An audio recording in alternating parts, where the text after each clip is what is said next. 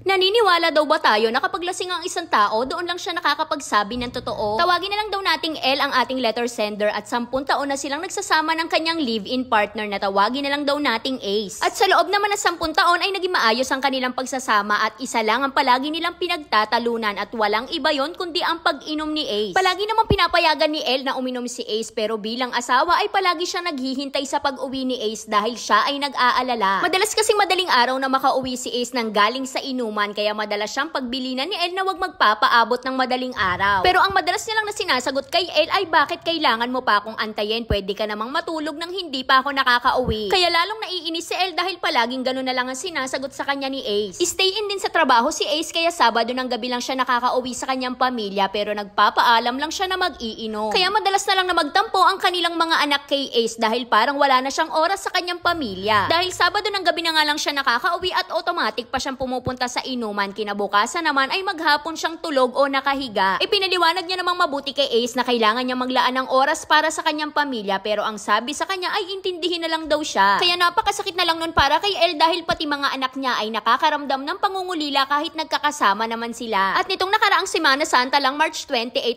2024 nag-inuman sila Ace kasama ang kanyang mga kaibigan sa kanilang bahay. Pero hindi pa doon nagtatapos dahil lumipat pa sila ng venue ng inuman at sinama niya ang kanyang buong pamilya. At noong nalasing na si Ace, kinausap siya ni El na samahan siyang umuwi dahil kailangan niya ng patulugin ng kanilang mga anak. Sinamahan naman sila ni Ace na makauwi pero pagkatapos nun ay gusto pang bumalik ni Ace sa bahay ng kanyang tropa para makipag-inuman ulit. Pero dahil napansin ni El na lasing na si Ace kaya hindi niya na ito pinayagan kaya doon sila nagsimulang magtalo. Kaya nagulat na lang si El nang sinabi sa kanya ni Ace na maghiwalay na lang daw sila at magsusustento na lang siya sa kanilang mga anak. Nasaktan ng husto si El pero inisip niya na lang na baka lasing lang ang kanyang asawa kaya niya nasabi yon. Pero nitong nakaraang March 31, 2024 ay nagtalo na naman silang dalawa dahil merong birthday yan sa tapat ng bahay nila at meron na namang inuman. Maghapon na naman nag-iinom si Ace kaya pagdating ng gabi ay inawat na siya ni El sa pag-inom dahil nakita niyang lasing na si Ace. Ilang beses niyang kinausap si Ace at tinawag pero nagalit lang sa kanya. Kaya sa sobrang inis ni El ay isinara niya na lang ang pintuan pero napalakas ang kanyang puwersa at aminado naman siya na nagkamali siya doon. Kaya bigla na lang pumasok ng bahay nila si Ace ng galit na galit at ang sabi ay magmomotor daw siyang paalis. Hindi naman siya magawang payagan ni El dahil lasing na si Ace at iniisip niya na baka maaksidente na naman siya. Sinabihan niya si Ace na kung gusto mo talagang umalis ay magpahinga ka muna at dito na nagsalita sa kanya si Ace ng hindi magaganda. Sinabi sa kanya ni Ace na wag daw siyang pakialaman dahil wala na siyang pakialam kay El at pati na rin sa mga bata. Dito na nasaktan ng husto si El at sinabi niya kay Ace na hindi mo ba alam kung ano ang sinasakripisyo ko para sa pamilyang ito. Sumagot pa sa kanya si Ace na papasok lang siya ng trabaho at kung hindi daw siya makakapasok ay paano daw ang kanilang bahay na hindi naman kayang bayaran ni El. Sinabihan din siya ni Ace na kaya daw ba silang pakainin kung hindi na siya makakapagtrabaho. Kaya hindi na nakapagpigil si El at najombag niya si Ace dahil hindi niya naman ito gustong asahan sa lahat. Dahil sumasideline din ng trabaho si El bilang isang school service para kahit papano ay kumikita siya. Mas lalo pang nagalit si El sa kanya nung sinabi sa kanya ni Ace na hindi na daw siya babalik sa kanilang bahay kapag siya ay nakaalis at maghanap na lang daw siya ng ibang lalaki. Kaya hindi na naman nakapagpigil si El at najombag niya na naman si Ace dahil noong mga panahon na yon wala naman siyang ibang lalaking minahal kundi si Ace lang. At sa ngayon po ay humingi naman siya ng sorry pero hindi na kagaya ng dati na kapag nag-sorry siya ay gumagaan ang pakiramdam ko. Hanggang ngayon kasi ay parang mabigat pa rin ang nararamdaman ko para sa kanya, hindi ko po alam kung bakit. Kaya ang gusto ko lang pong itanong ay naniniwala po ba kayo na kapag lasing ang isang tao ay doon lang siya nakakapagsabi ng totoo? Kaya sana po ay masagot nyo ang katanungan ko. Hanggang dito na lang Ate Charis. At ang sagot ko dyan ay siguro mga